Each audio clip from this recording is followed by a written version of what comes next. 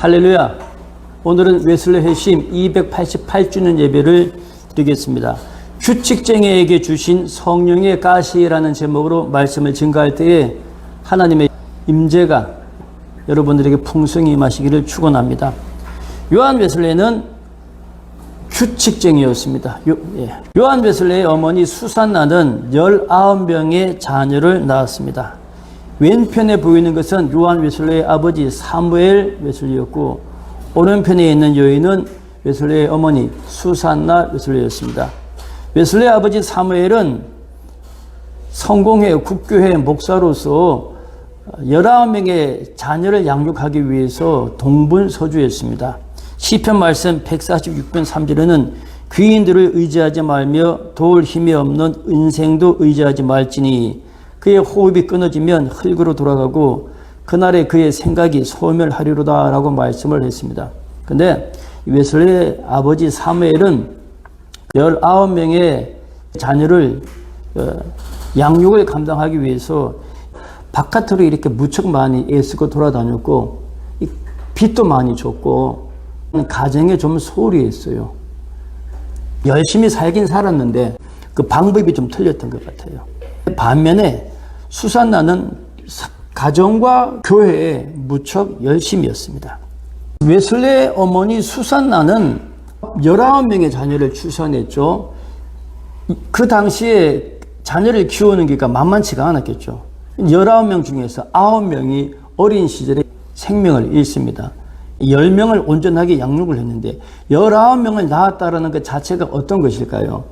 튼튼했다는 것이죠. 몸이 약하면 19명을 낳을 수가 없었을 것이에요. 이렇게 대단히 강인한 여성이었다. 그리고 19명을 교육시킬 때 어머니 수산나의 교육 역할이 대단했습니다. 그림 보게 되면 19명의 올망졸망한 아이들이 어머니 옆에서 이렇게 둘러앉아 있는데, 이 어머니가 어떻게 아이들을 교육했습니까? 항상 어머니는 뱃속에 아이가 임신한 상태였겠죠. 배가 홀쭉했을 때가 별로 없었을 거예요. 애를 낳고 젖이 떨어지면 또다시 아이가 들어오고, 19년 동안 19명의 아이를 낳을 동안 항상 임신과 출산이 계속 이어지는 가운데 아이를 양육했던 것입니다. 어떻게 아이를 키웠을까? 10명의 아이들이 저절로 크는 건 아니겠죠. 엄격한 규율 속에서 아이를 키웠습니다. 2살이 되게 되면 아이들에게 해야 할 것과 하지 말아야 할 것들을 엄격하게 훈련했는데 말로 되지 않겠죠. 체벌을 했고 규칙을 엄격하게 정했다고 그래요. 말을 배우고 나서는 교리를 외우게 했고 요절을 외우게 했고 가정예배에 항상 참석하게 했고, 그리고 한 30살 때부터 이렇게 글을 가르친 것 같은데 하루 6시간 동안 자신이 해야 할 학습의 몫을 엄격하게 감당하게 했다고 합니다. 쉬운 일은 아니었겠죠, 그것이. 그런데 10명의 아이들을 가르치면서 반드시 해야만 하는 규칙으로 아이들에게 몸에 배게 했다는 것이었어요. 잠언 22장 6절에는 마땅히 행할 길을 아이에게 가르치라. 그래야면 늙어도 그것을 떠나지 아니하리라 라고 했는데, 우리에게도 이런 속담이 있죠. 3살 버릇 여든까지 간다. 3살에 잘 버릇을 들여놓으면 8까지 그 버릇이 가는 것인데, 3살 때 버릇을 들여놓지 못하면 그 버릇이 망가진다는 것이에요. 우리 3살하고 영국의 2살하고 만 나이는 같은 나이죠. 수산나가 2살 때부터 아이들을 엄격하게 길을 들이고 버릇을 들이고 아이들에게 몸에 배어있는 육신의 고집을 꺾었다는 것이에요. 그래서 아이들은 자기 고집대로 하고 싶은데 자기 고집대로 하지 못하도록 공동체 생활에 온전한 가정의 윤리에 따르고, 그 가정 윤리는 무엇이죠? 웨슬리 어머니 수산나가 가르치는 말씀의 윤리, 하나님의 가르침이죠. 그 가르침 속에서 자기의 몫을 감당할 수 있는 아이로 키웠는데 이것이 나중에 규칙이 되는 것이에요. 감리교는 뭡니까? 메소디스트라고 하죠. 감리는 뭡니까? 감리. 우리가 연말에 감사하죠. 일을 감독할 때 감자예요. 돌보고 지켜보고 그것을 관리한다는 게 감자예요. 감리는 뭡니까? 교리. 교회의 교리를 감리한다. 감리교라고 하는 것은 감리교회의 교리를 얼마나 잘 지키면서 신앙생활을 하는가. 그래서 감리교예요. 메소디스트는 규칙이에요. 규칙. 이 규칙을 얼마나 잘 지키는가. 웨슬레가 이 규칙을 언제 배웠는가? 어머니에게서 배운 것이에요. 몇 살 때부터요? 2살 때부터 배웠어. 그리고 웨슬레가 만든 것이 뭡니까? 속회죠, 속회. 속회가 어디서 나왔습니까? 10명을 키우는 어머니의 공동체의 가르침에서부터 속회가 만들어진 것이에요. 웨슬레는 나중에 어머니에게 묻습니다. 어머니는 어떻게 우리들의 자녀들을 완벽하게 가르쳤죠? 어머니의 가르침을 배워요. 그 어머니의 가르침이 핵심이 이렇게 녹아들어 있는 것이 감리교 속회입니다. 영어로는 밴드라고 하죠. 밴드는 뭐죠? 묶음이에요. 공동체예요, 공동체. 무슨 공동체? 사랑의 공동체, 말씀의 공동체, 교회의 공동체.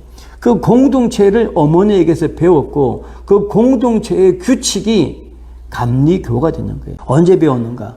2살 때부터 배웠습니다. 예수 믿는 법, 기도하는 법, 순종하는 법, 하나님의 자녀로서 가정의 형제 10명의 자녀들이 각각 자기의 몫을 행하는 것, 이런 것들을 배웠던 것이에요. 잠언 6장 6절부터는 그럽니다. 게으른 자여 개미에게로 가서 그 하는 것을 보고 지혜를 얻으라. 개미는 두령도 없고 간역자, 감시자도 없고 주권자도 없으되 여름 동안의 양식을 예배하며 추수 때에 모으느니라. 두령은 누구예요? 자기 스스로가 주체자가 되어서 공동체의 스스로가 주체자가 되어서 자기 삶을 공동체에 섬기고 공동체의 일원으로서 우뚝 서서 자기 삶을 감당하는 것, 이걸 어려서부터 배운 것이에요. 이게 감리교의 핵심 원칙인데 2살 때부터 배우는 것이 웨슬리가 언제까지 했는가? 88 하나님의 부르심을 받을 때까지 이 공동체를 완벽하게 유지하는 것인데 이것이 감리교회가 된 것입니다. 그리고 웨슬리는 성실한 학생이었습니다. 19명의 자녀 중에서 10명이 온전하게 자랐는데 3명의 사내 아이와 7명의 딸이 있었는데 특별히 웨슬리는 어머니 수산나와 아주 깊은 관계를 가졌었어요. 이것이 해리포터에 나오는 옥스포드 대학입니다. 옥스포드 대학 때는 하나의 대학이 아니라 옥스포드 안에 단과 대학이 많이 있어요. 이 당시에 아주 강력한 청교도 사회였기 때문에 가장 좋았던 학교가 크라이스트 처치 칼리지, 예수교회 학교 이런 정도가 되겠죠. 거기에 입학을 하게 되는데 열심히 공부했습니다. 다니엘 1장 8절에는 다니엘은 뜻을 정하여서 자기를 더럽히지 아니하기로 환관장에게 구했다라고 하는데 학교 들어와서 정말 열심히 성실하게 살았어요. 웨슬레에게는 동생 찰스가 있었는데 찰스는 형님의 가치를 알아본 사람이었어요. 웨슬레는 보석같이 빛나는 존재였는데 이 머리 같은 존재였고 웨슬레의 손발이 되어서 웨슬레를 잘 매니저해 준 사람이 웨슬레의 동생이었어요. 웨슬레의 동생 찰스가 자기 친구들을 모아갖고 자리를 만들면 그 자리에 웨슬레가 나타나갖고 우리가 하나님의 거룩한 사람으로 삽시다 이래갖고 거룩한 공동체, 뭐 신성 홀리클럽 이런 것이 있어요. 학교에서부터 거룩한 삶을 계속 이어가면서 열심히 공부하고 가정에서부터 배웠던 그 경건함을 끊임없이 흐트리지 않고 이어가졌습니다. 그러면 어떤 일이 있을까요? 빠듯하게 크면 좀 앞뒤 꽉 막힌 서생이 될 수 있겠죠. 아마 웨슬레가 어머니에게서 배웠던 바 엄격한 규칙이 꽉 막힌 사람, 융통성이 없는 꽉 막힌 사람으로서 이런 인격의 소유자가 아니었을까 생각을 해요. 그래서 그 유명한 예가 친구 누나에게 프로포즈했다가 거절을 당합니다. 근데 친구 누나에게서 뭘 배웠는가 했더니 웨슬레는 자기 어머니에게서 배운 자기 집안의 학풍이 있어요. 근데 친구 누나로 말미암아서 친구 누나의 소재에서 그리스도를 본받아 뭐 이런 그 당시에 위대한 신앙의 성인들에 대한 책들을 보고 자기 신앙의 지식의 지평을 넓혀 나갑니다. 웨슬레는 엘리트였는데 이 엘리트의 함정이 있어요. 완고한 영국 신사 엘리트의 함정이 웨슬리에게 있었습니다. 그것을 하나님은 어떻게 하셨을까? 조지아 선교로 갔는데 미국이 독립하기 전이었습니다. 카나다 쪽은 프랑스의 식민지였고, 그리고 미국은 해가 지지 않는 대영 제국의 식민지였습니다. 미국이 독립전쟁을 일으켜서 영국으로부터 독립을 하죠. 그 독립전쟁의 여파가 선교사들이 우리에게 와가지고 자기들이 영국으로부터 독립한 것처럼 우리가 일본으로부터 독립할 수 있도록 그 정신을 불어넣어 준 것이에요. 그래서 미국 동부에도 인디언들이 살고 글을 띄웠습니다. 그런데 생각을 해보세요. 완고한 엘리트 웨슬리가 선교사로 가가지고 조지아에서 원주민이라든가 혹은 개척주의자들은 실용적인 사람들 아니겠어요? 이런 개척자들하고의 선교 사역이 원만하게 치러지지 않습니다. 그리고 웨슬리는 어머니에게 껌딱지처럼 딱 붙어 있는 사람이었고, 어머니랑 항상 이렇게 소통하던 사람이었어요. 집에서도 그랬었고, 옥스퍼드 대학생 때도 그랬었는데, 항상 어머니와 상의했어요. 편지를 주고받으면서. 근데 이곳은 어디예요? 조지아잖아요. 조지아에서는 어머니하고 연락을 주고받을 방법이 없어요. 편지를 한 통 쓰면 넉 달 이상이 걸립니다. 그러니 어떻게 해야 됩니까? 자기 혼자 생각하고 판단해야 하는 것인데 동생 찰 수도 없고 어머니는 더더구나가 없으니까 자기 혼자 결정을 내리지 못하는 사람이었어요. 웨슬리는 의지가 강한 리더였고 천재였는데 항상 누군가가 옆에서 도와줘야 하는 사람이었어요. 웨슬리는 자기 혼자 결정을 못 내리지 않았나 생각합니다. 왼편이 웨슬리가 뭔가를 이렇게 청원하는 장면이죠. 오른쪽은 호피라고 하는 연하의 여인이었는데 그 당시 교회에서 상당히 지체 높은 판상가 하는 분의 조카 딸이었어요. 그리고 그 당시 18살이면은 완벽한 혼인 정년기였습니다. 혼사가 들어왔고 청혼을 해야 될 때가 되었어요. 결혼을 해야 되는데 이때 웨슬리는 결정을 못 내리게 됩니다. 왜 못 내렸습니까? 어머니가 없기 때문이었어요. 완벽한 어머니로 말미암아 항상 어머니와 모든 일을 상의했는데 여기에서는 혼자 결정을 해야 하는 것이었어요. 이때 웨슬리의 나이가 34인가 그럽니다. 적지 않은 나이였어요. 결정을 하지 못하는 거예요. 혼기는 찼는데 빨리 결정을 해야 되는데 우유부단하면서 계속 주저주저하면서 시간을 보내고 말아버립니다.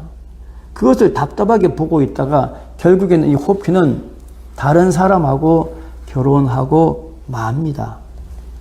그러면 하나님이 내게 허락하지 않으셨구나 하고 이렇게 포기할 법도 한데 이 놓쳐버린 호피에 대해서 웨슬리는 나름대로의 비겁한 방법을 써요. 웨슬리는 완벽한 사람이 아니었어요.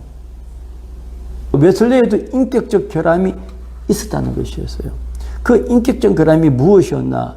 영국 주류 사회가 가지고 있는 왕관 엘리트 의식이 웨슬리의 결함이 아니었는가? 저는 그렇게 생각하는데 영국은 국교회 사회죠. 성공의 국교회죠. 그 방법으로 행했던 것 같아요. 어떤 방법이요? 웨슬리의 아버지는 감옥에도 갔었어요. 왜 그랬을까요? 이 법을 강력하게 집행하는 것이 영국 성공회의 그 당시의 분위기였나 봐요. 웨슬리는 약혼녀에 대해서 성찬에 참여하지 못하도록 성찬에 제명을 해버립니다. 지금은 우리가 성찬을 다 하지만 이 엄격한 영국 국교회는 예배 시의 성례가 상당히 이렇게 엄격합니다. 그래서 당신은 성찬에 참석할 수 없어 이렇게 제해버린 것이었어요. 그러자 이 문제가 어떻게 되는 것인가? 이 문제가 법정 소송으로 걸리게 됩니다. 이 호피하고 결혼했던 그 남편이 소송을 걸게 되어서 법정 소송에 딱 걸리게 되자 웨슬리는 어떻게 했을까요? 제가 잘못했습니다. 용서해 주세요. 너무 사랑하는 나머지 제가 이렇게 좀 결례를 범했습니다. 라고 이렇게 무마할 수도 있을 것 아니에요. 근데 웨슬리는 어떻다고요? 어머니도 없고 동생 찰수도 없었기 때문에 혼자 결정을 못해요. 어떡합니까? 조지아에서 야밤 도주하고 말아버립니다. 야밤 도주하고 말아버렸어요. 우리도 우리 삶의 현실에서 회피하거나 도망가 버린 적이 없지 않습니까? 외면하고 싶은 적이, 그런 적이 있잖아요. 웨슬레도 완벽한 인간은 아니었다는 것이었어요. 왜 이렇게 했었을까? 하나님은 웨슬레에게 그의 스스로의 한계를 극명하게 볼 수 있는 사건을, 이 혼인 파기와 이 소송과 그리고 야밤 도주로 통하여서 웨슬레가 자기를 직시하도록 보게 했다는 것이 하나님께서 주신 선물이 아니었나 생각을 합니다. 시편 119편 71절에는 고난당한 것이 내게 유익이라. 이로 인하여 내가 주의 율례를 배우게 되었나이다. 우리식으로 말하면 어떻습니까? 고난이 유익이었습니다. 고난으로 말미암아 내가 나를 온전히 보게 되었습니다. 자기 한계, 자기 성향, 자기의 현실, 자기의 믿음을 온전히 보게 되었다는 것이죠.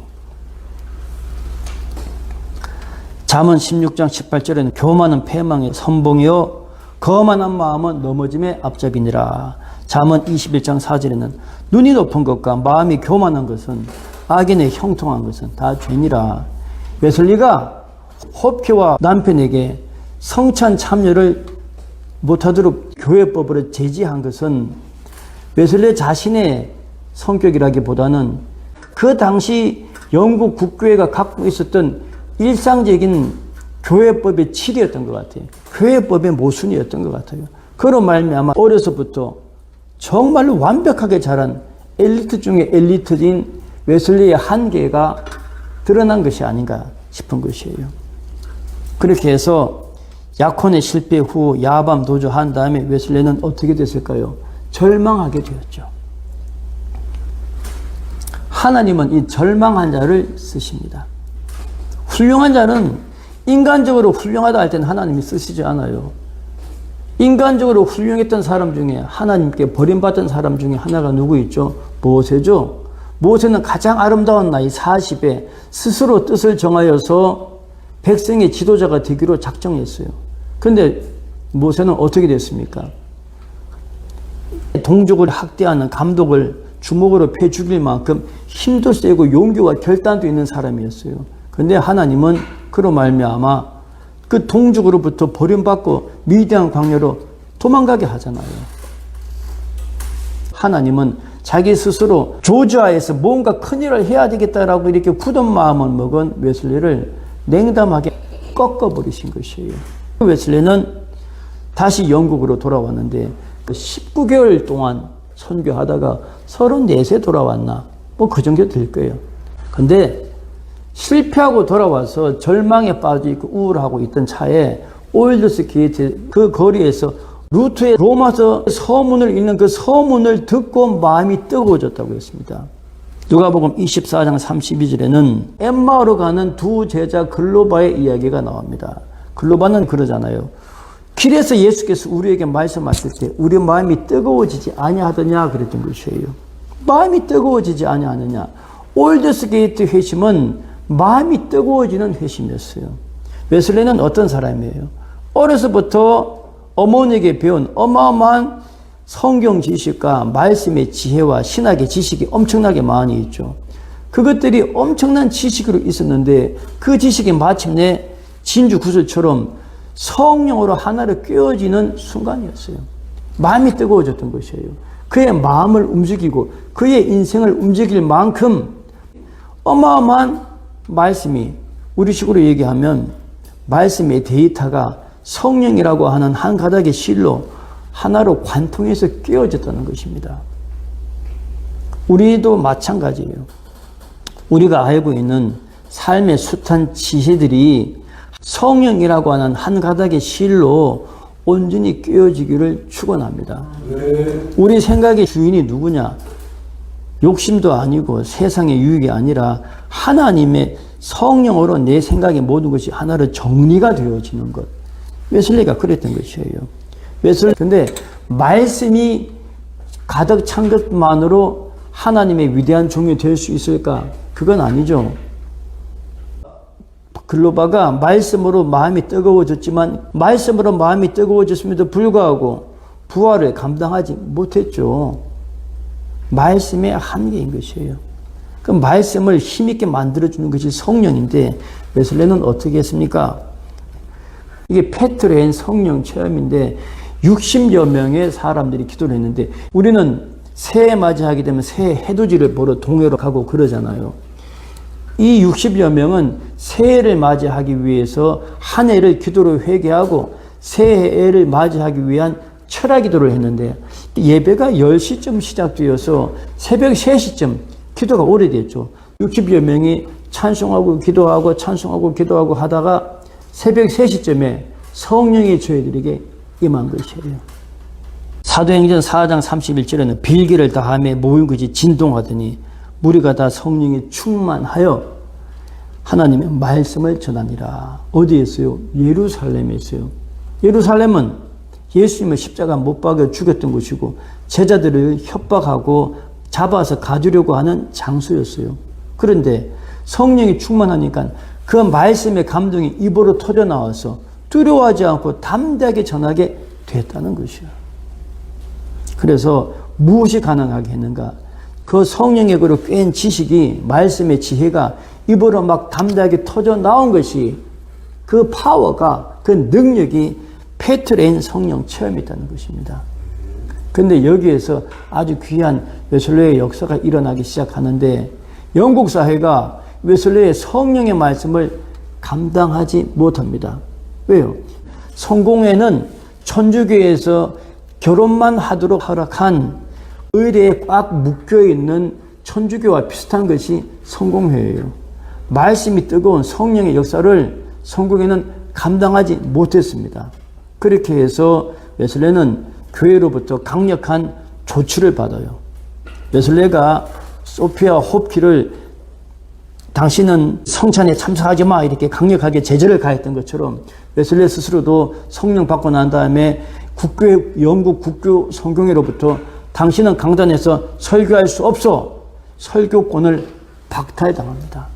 근데 웨슬레는 성령이 그 속에서 들끓기 시작하잖아요. 그래서 세상은 나의 교구다라고 교회 바깥에서 설교하기 시작합니다.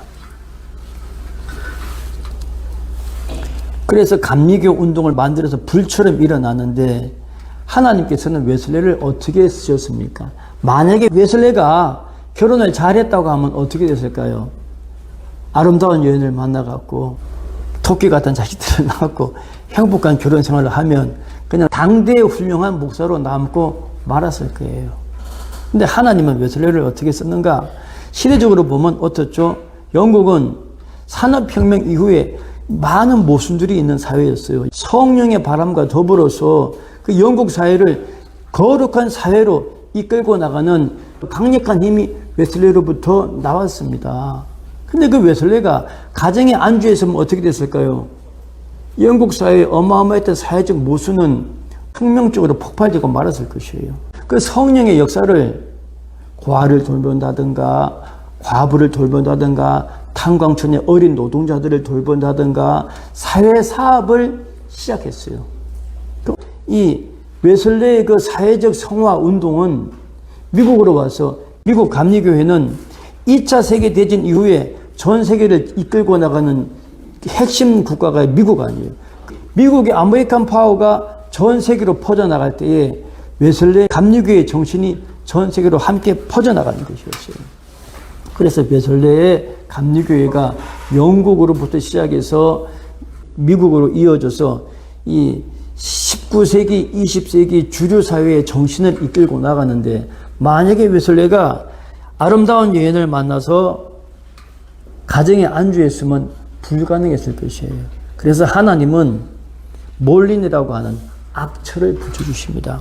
고린도후서 12장 7절에는 여러 계시를 받은 것이 지극히 크므로 자만하지 않게 하시려고 육체의 가시 사탄의 사자를 주셨으니 라고 했는데 웨슬레가 받은 하나님의 사명이 너무 커서 그에게 안일한 가정을 주지 않고 독한 아내, 악처를 주었던 것입니다. 그래서 웨슬레는 집안에서 행복한 가정 생활을 꾸리지 못했어요. 웨슬레는 심지어는 아내로부터 머리카락을 몇 번 잡혀가지고 몇 분 이렇게 처박히기도까지 하는 아주 악처를 받았습니다. 세계는 나의 교구다가 괜히 나온 말이 아니에요. 47에 결혼을 해서 88세 한 30여 년의 결혼 생활 동안 웨슬레가 계속 선교지를 맴돕니다. 세계는 나의 교구다. 집에 있지 못했으니까. 왜 그랬을까? 하나님께서 웨슬레에게 준 사탄의 가시였어요. 혹시 우리에게 하나님이 준 가시는 있습니까? 내가 열심히 기도했음에도 불구하고 내 삶에 가시가 있어요 라고 하는 거, 어쩌면 그거 하나님이 주신 것일 수도 있습니다. 웨슬레 회심 말씀을 정리하겠습니다. 하나님이 웨슬레를 쓸 때에 어머니 수산나를 통하여서 2살 때부터 웨슬레가 몸에 배이도록 한 것이었어요. 그리고 두 번째, 웨슬레는 실패했습니다. 조지아 선교에서 성공했으면 감리교회가 태동하지 않았습니다. 조지아 선교에서 완벽한 엘리트가 실패하고 말아버렸어요. 그 실패를 통해서 하나님은 그에게 성령을 주셨습니다. 그리고 하나님은 웨슬레를 쓰실 때에 위대한 성령 사역자, 위대한 감리교회 운동을 만들 수 있도록 그에게 가시를 주었는데 악처를 주셨어요. 이 말씀으로 말씀을 정리합니다. 우리 삶 속에 성령 충만하고 성령께서 우리의 삶을 안이한 행복만 주진 않는 것이에요. 혹 충만하게 내가 믿음 생활을 잘했음에도 불구하고 가시가 있으면 하나님이 쓰심이 아닌가라고 기도하여서 그 가시에서 승리하시기를 축원합니다. 기도합니다.